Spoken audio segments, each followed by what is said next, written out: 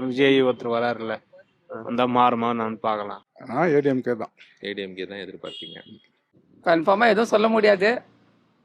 விஜய் இது வரலாம். இப்ப நீங்க ஓட்டு நிறைய கட்சி இருக்குல்ல, எந்த கட்சிக்கு நீங்க ஓட்டு போட மாட்டீங்க?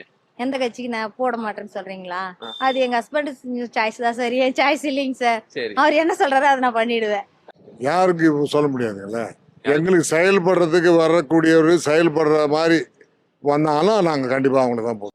யாரும் ஓட்டு போட மாட்டேன்னு சொல்ல, யார் நம்மளுக்கு நல்லது செய்கிறாங்களோ, எந்த ஆட்சியில் நம்ம வீடு வாசல் கொடுக்குறாங்களோ யார் தருவாங்கன்னு நம்புறீங்க? அது யாருன்னு தெரில.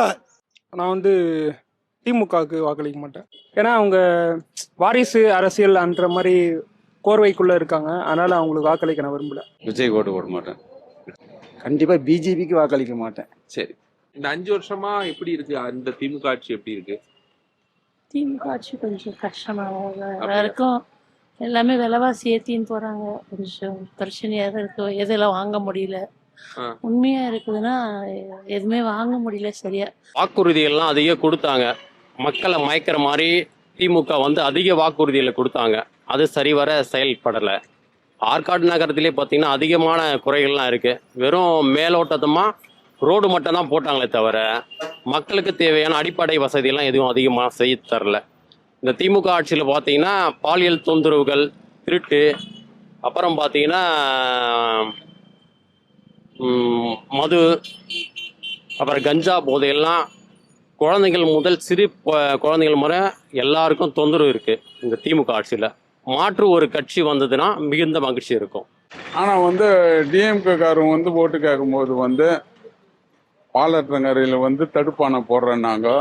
இந்த 30 வட்டி காவாவது டிச் காவாவெல்லாம் பராமரித்து டிச்செல்லாம் போடுறேன்னாங்க. எங்கள் ஏரியாவுக்கு சிமெண்ட் ரோடெல்லாம் போடுறேன்னாங்க. ஆனால் இது வரைக்கும் எந்த வித இதுவுமே கிடையாது.